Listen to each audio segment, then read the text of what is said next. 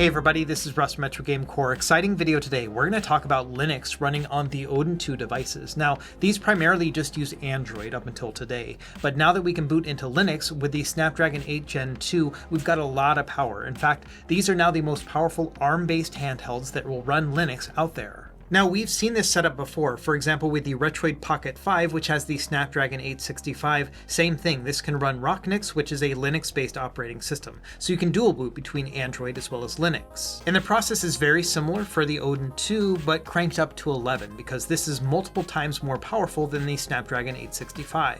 And being able to boot into Linux on these Odin devices opens up a whole new world. You can emulate things like Xbox and PlayStation 3, you can also run native PC ports, and even things like Pico 8. And so those are the things that we're going to explore in this video. I will do a quick run through on how to set this up, but this is very much so a work in progress. It was literally just released yesterday, so it's very much so in beta. We're really just looking at a showcase of what the potential is going to be. And for me, this is super exciting because you don't have to choose one or the other, because you can dual boot between two different SD cards and it's super simple. I'll show you how it works. Either way, we got a lot of stuff to cover, so grab your favorite snack and drink and let's go ahead and get started.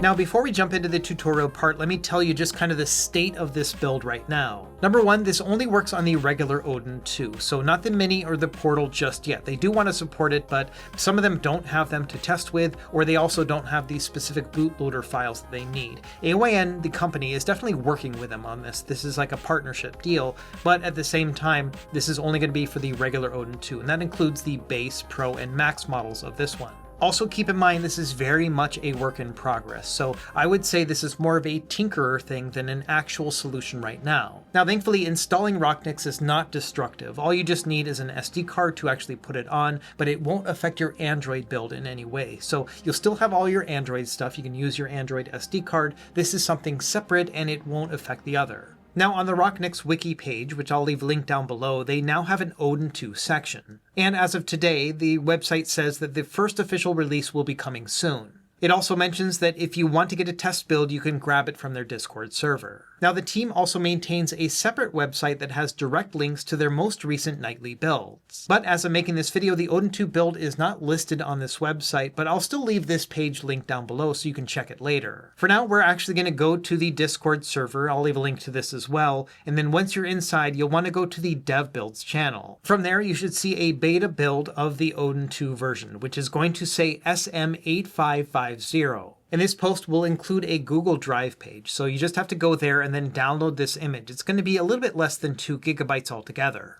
And so that's the image file that you're going to want to flash to an SD card, which we'll do here in a minute, but that's essentially it when it comes to grabbing the ROCKNIX build itself. And if you want to check on the progress of this build, I've got another link to show you as well. This one will show you all the things that they've been working on and what's actually working and what isn't. As you can imagine, this is going to change a lot in the near future, and so I'll leave this one linked down below so you can check on the status and decide whether or not there are enough features for you to try it out. Okay, so at this point I've given you all the links that you can use to check up on ROCKNIX and see how it's going in terms of development, and then also how to grab the most recent build. From there, we only need one more file, which is going to give us a new bootloader to allow us to boot from the SD card, which you cannot do by default on the regular Odin 2. To do this, we're going to go to this website, which again I will have linked down below, and you can see that there's an option that says download and install LinuxLoader. And it really walks you through the whole process right here. You just have to download it and then extract that zip file. You'll have a folder, you just put that one on your Odin 2, and then you run a special script.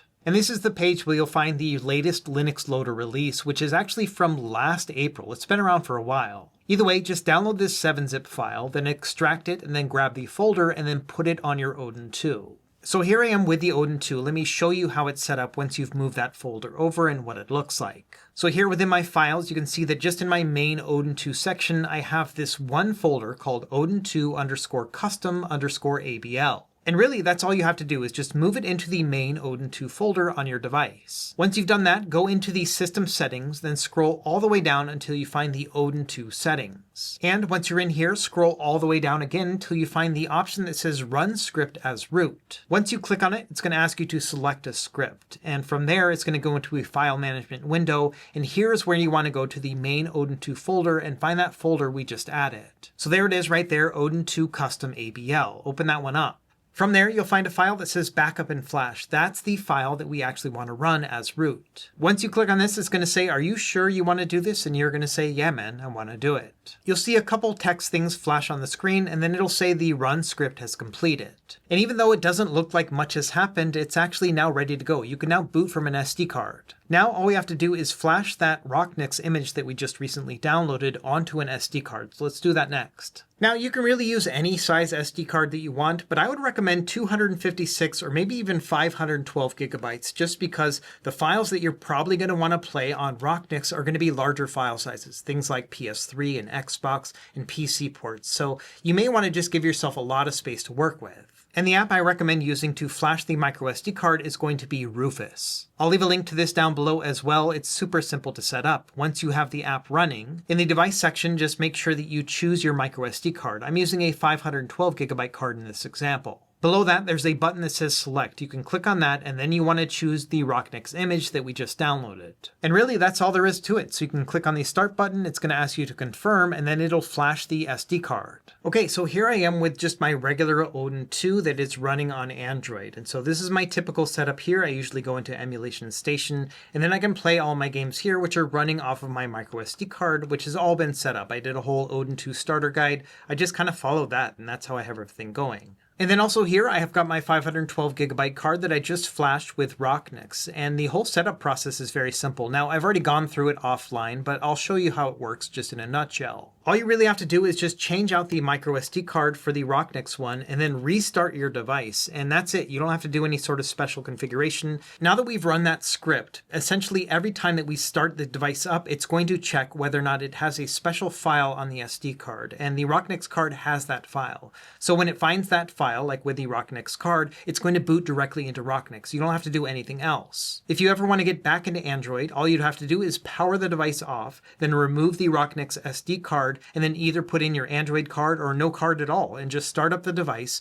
It won't see that special file, and it'll go by default into Android. So now that I've added my ROCKNIX card, all I have to do is just restart the system. So it'll take a moment here, but you'll watch that as it restarts, you will see that the ROCKNIX logo will show up down below. Now I've already gone through like the preliminary ROCKNIX setup, and so this is going to look a little bit different the first time you do it, but this is essentially what'll happen. And it actually boots up pretty quickly. I would say it takes maybe 20 seconds to boot from start to finish. Now, as you can see, I've already added all of my systems here. Like I spent all night last night kind of going through and setting everything up and kind of taking my time. And it's a little bit different than, say, for example, with Android. You can't just take the SD card out, put it into a Windows computer, and drag and drop your files. You've got a couple ways to add games to your ROCKNIX SD card. The first would be over your network. So if you connect it to your Wi-Fi with your device, then you could use something like FTP to basically transfer from one to the other. All that stuff is explained really well on the ROCKNIX website, so I'll leave that link down below. Now, the nice thing about ROCKNIX is that it has its own file management system. And so all I did last night is I basically plugged in an external SSD into my device and then used its file management system to actually navigate through and copy and paste all of my games. So let me show you how that works. I've got my emulation drive right here. This has got like all my main games on it. So what I'll do is I'll just plug it in, and then I need to navigate over into the tools section in ROCKNIX. From there, I can go inside, and right there is a file manager app. So I can click on this and then give it a minute. Now, the weird thing about the Odin 2 in particular is that you've got to like move your cursor around for the file management to actually show up. But from there, I can back out to the main menu, and you can see that there's a folder called Media. If I go inside here, you can see that right there is a folder called Emulation, and that's actually my external SSD. So if I go in here, I can go into the Games section, and these are all of my ROMs right here. So for example, if I wanted to move over 32X games, which I actually haven't done yet, so I'm going to go in here, and you can see I've got all my 32X ROMs. So I can press the X button, which will bring up this menu right here, and then I can choose Select All. It's going to turn everything red, but don't worry, nothing bad is happening. From there, you can press the X button again, and now I'm going to select Copy. You could also, cut and delete, all the things that you would want to do in a file management system, but we're just going to copy right now. Now that I've done that, I'm going to press the B button a bunch to get back to the main menu, and now I'm going to go into the ROMs folder. And within here, you're going to see all of those ROCKNIX folders. This is where you would drag and drop all of your ROMs. So I'm going to go all the way down to Sega 32X. Okay, so there it is right there. I know it's a little bit shaky because the text is so small, I kind of have to zoom in a bunch. But if I go into Sega CD now and I press the X button, I can now paste all of those files. So I'm just going to hit paste. It'll freeze for a moment, but it's still working in the background. And after a moment, you'll see all of the games just showing up here. And so there we go. It took about 25 seconds altogether to move these files, but these files are relatively small, so it will take longer with the larger file sizes. To give you an idea, it probably took me about 4 hours altogether to move everything over into a 512 gigabyte microSD card last night. So that includes things like PS3 and Xbox, PS2, GameCube, PC ports. So a lot of really large file systems, like half a terabyte. And so yeah, it took me a good 4 hours to move everything over, but it was still faster than using my network. And so that's why I did it direct. Anyway, now that I moved these games over, I'm going to press the X button again and then just go down to quit, which will take us out of this system, and so we'll be back into ROCKNIX. Now from here, if we go back into the main menu, I can press the start button, go into game settings, and then I'm going to select update games lists. And once you've done that, you can scroll over, and sure enough, there are my Sega 32X games. Now, I don't have any box art or anything else like that. That would need to be scraped. But one thing to bear in mind is that when using a beta version of ROCKNIX, the scraper algorithm thing won't work, and so you're not able to scrape on a beta release. You need to wait for an official release, so it's a little bit tricky. And so that's why we don't see any box art here, and I wouldn't be able to scrape it. However, for my other systems, I actually took them from a different ROCKNIX build that was already scraped. And so you can see right here that I do have my box art, and I've got my videos playing and everything else. And so I've got some of my media already showing up, but that's because I took it from another device that had an official build. Either way, that's how you would get this device set up in terms of adding your ROMs as well as your BIOS files. And the ROCKNIX wiki is really helpful in that regard. I don't want to make a full setup guide just yet, just because there's a lot of moving parts to this, and we're still very early, both with the Retroid Pocket 5 and the Odin 2. And so once we have a more stable kind of situation with this and we're not seeing like daily updates, then I do plan on making a full Linux setup guide to kind of walk you through from start to finish how to get this all up and running. But for now, I just recommend using their wiki page, and just bear in mind that it is more for tinkerers than just for everyday use. Now you might be wondering why you would even want to go into ROCKNIX if you can do most of this stuff on Android as well. For example, you can play NES games just fine on Android and Game Boy and Super Nintendo and stuff like that. But there are some really big advantages to ROCKNIX that you cannot find within Android. And the way I'm looking at it is that even though I added some of these lesser systems like Super Nintendo and Game Boy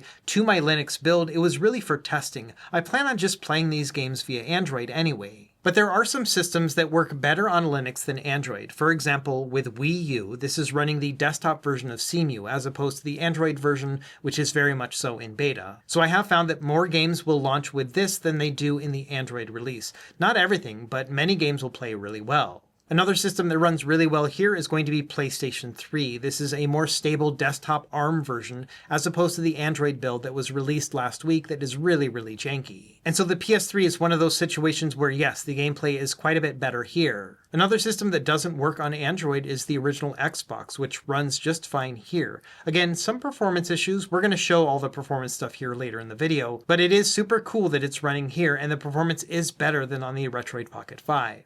Another thing we can run is native Pico 8, allowing us to go into the native Explore menu and actually download our games and play them directly onto the console. This is not something you can do on Android without a bunch of workarounds like using WinLater. And then finally, because we're running ROCKNIX, we also have Portmaster support. You can actually find that within the Tools menu, so you can see Portmaster right here. And so we can go in and download all of our favorite PC ports. I've made a whole video about this, and all of that will apply to this. I'll leave a link down below. But you can see here, I've got a bunch of games already loaded up and they are working great. And so this is really cool, to be able to play like something like the PC version of Celeste directly on our device. It's really great. Okay, so now I want to show you just a little bit of what you can expect in terms of the performance, at least as of right now. Now, I think that all the performance that we're seeing in this video is going to get better over time. After all, this is just day one. And so really, I want to focus on the potential of this system, the fact that we're able to run certain consoles on this device that you cannot on Android. And so it's a really nice complement to that overall. A good example here would be the wonderful 101. I mean, this one is a bit more of a heavyweight game, and you can see here that it's running pretty well. Not at a full 60 frames per second, but it's actually pretty impressive. You can probably hear the fan going right now too, because it is working pretty hard to keep it up, but it is pretty cool that we're able to play this game. And I'm not going to show off a lot of Wii U games just because many of the really good ones are Nintendo games and I don't want to get any sort of copyright issues. But you can just kind of rest assured that yes, many games are working well, and I bet the compatibility will get even better in the future. But also bear in mind that not every game is going to run well. In fact, many still crash. For example, here with Bayonetta 2, I have not been able to get into actual gameplay. It usually crashes right there. And so, yeah, not every game is going to run well, but there are quite a few that will. For example, I've played quite a bit of Wind Waker HD, and it's worked out pretty well. And Mario Kart 8 is not half bad on here either. But Breath of the Wild is one of those that has also shown some crashing. And so we've got a little bit of work to go when it comes to Wii U, but a lot of potential. It's also worth noting that many of these systems don't have these same hotkeys. When it comes to playing like RetroArch, you're going to press this button and start to close out of the game, but for example with this one, it won't actually work. Thankfully, ROCKNIX has the ability to kill any app. What you do is you press L1 and then select and start at the same time. So if I press that, it's going to immediately close the app and we can get back to the menu. Now, when it comes to some of the easier to play stuff like Sega Saturn and everything below that, it's all going to run well, but one thing worth noting is the battery is draining pretty quickly right now. And so this is something the team is aware of it. They'll work on the optimizations, but right now it's not getting excellent battery life like you would on Android. When it comes to playing Nintendo GameCube, it seems to be just fine. I can play most games at a 3x resolution with no problem whatsoever. I will say that the Android build of Dolphin is a little bit easier to navigate just because they have things like, the quick menu and everything set up. It's not quite the same with this one. This is like a desktop version of Dolphin. And so personally, if I had to choose, I would probably just play all of my GameCube games on the Android side, but it is nice to see them up and running on Linux as well. It's a similar story with PlayStation 2, but bear in mind this is not PCSX2, it's an older version of Aether SX2, and so you're not going to see a lot of improvements from the Android version that we have to work with anyway. So again, this is one of those where it might be a little bit hit or miss, but maybe there's a game that doesn't run well on Android that would on the Linux side, so it's worth investigating if this is really important for you. Again, it's just another way to be able to play some of these games, and I don't really see a huge performance difference between the two. The games that are really exciting for me are the systems that actually don't run on Android, or at least don't run well, and so let's focus on those for the majority of this testing. We're going to start with PS3. Now, this is running the desktop version of RPCS3, and so if you've ever set this up on Windows, you will know exactly what to do in terms of installing the firmware, loading up your games. All that is very similar. And the ROCKNIX PS3 webpage will walk you through all this stuff as well. It's actually pretty simple to set up once you get the hang of it. Now, by default, ROCKNIX will try to downscale these games in order to give you better performance. But I found that most of these games will run just fine at native resolution, so I changed that within the ROCKNIX settings, and I've been very happy with it. Now, for the most part, I've been focusing on lightweight games like PSN titles, mostly because they are very easy to install, but then also they are not as demanding as the others. And I love the idea of being able to play some of these lightweight PSN titles on my Odin too. Another great thing about the PSN titles is that many of them are upscaled versions or remastered versions of PS2 games. So for example, Beyond Good and Evil HD. They also did HD versions of the God of War games, as well as Shadow of the Colossus and Ico. And so there's a bunch of games that you can play via PSN, which might give you really good performance and really good graphics. I definitely want to do a lot more testing of these PS3 titles, especially some of the more heavyweight games, like maybe a Ratchet and Clank game on the PS3 side. That might be a game that we can actually run. So I think there's more to come regarding PS3 on the Odin 2, and I'll definitely test this more later, but again, this is just kind of an early first look. Regardless, there are many games that you can now play on the Odin 2 that you couldn't play before. For example, Hardcore Uprising or Super Stardust HD. I know a lot of people love this game. Another system that we can now emulate on the Odin 2 thanks to ROCKNIX is Xbox. And I will say that performance here is not quite as good as I would hope. There are many games that have a lot of slowdown. This really doesn't have to do with the raw power of the device, but rather compatibility with the chipset and everything else that kind of comes with it. So this is one of those things that I hope will improve over time, not only from the driver side when it comes to the ROCKNIX builds, but then also just emulation compatibility in the future with this app. At the very least, I was able to play a lot of games at native resolution, and some of them had quite a bit of slowdown, but it's still just really thrilling to be able to play these games on the Odin 2. Up until yesterday, I considered this to be an Android-based handheld, and now we're actually getting the best of both worlds. performance. Now within the ROCKNIX Xbox settings, you can go and change the CPU clock speed, and I found that setting it to 150% really does improve performance. In addition, within the system options section, make sure that you have it set to performance and best performance. This makes games like Halo and even Halo 2 very close to being playable. Now I'm very picky about these games. I want it to be a perfect experience when I play through them again, and so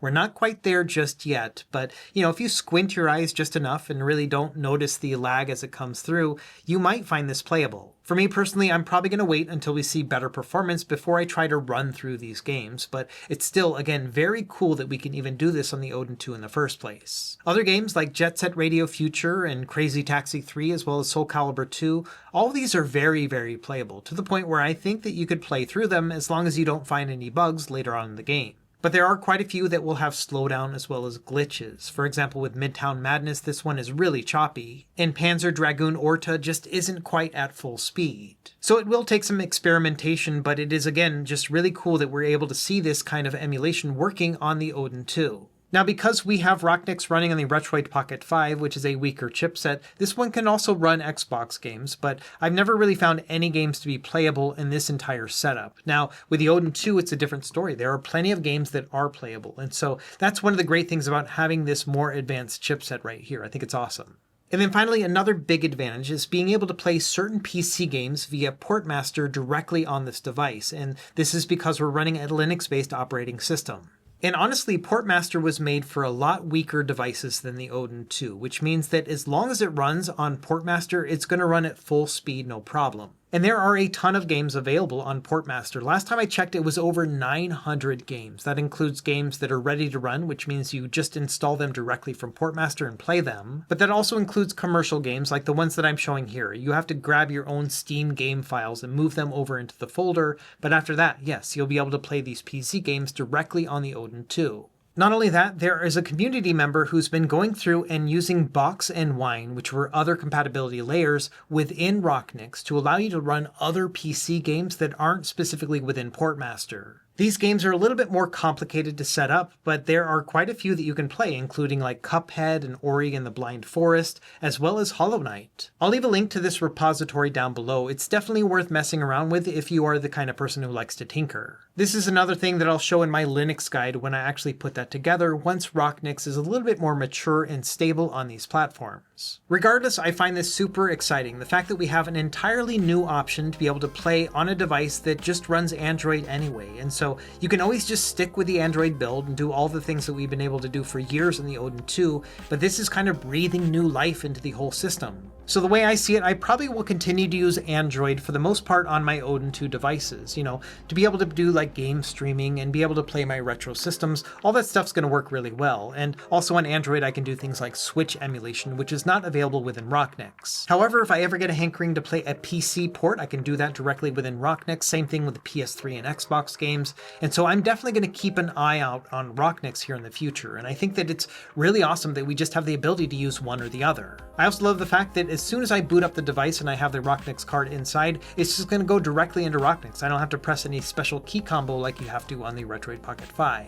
And so long story short, even though this is the first day of release and there are many things that need to be fixed, it's really exciting that we're able to actually be able to play PS3 games on the Odin 2. So let me know what you think in the comments down below. Do you have an Odin 2 or an Odin 2 Mini or Odin 2 Portal? Are you looking forward to trying ROCKNIX on it? And what in particular are you excited about? For me, I think it's the PS3 thing. I think it's really cool that we can play lightweight PS3 games on a device that was really just meant to play Android. As always, thank you for watching. Be sure to like and subscribe if you found this helpful, and we will see you next time. Happy gaming.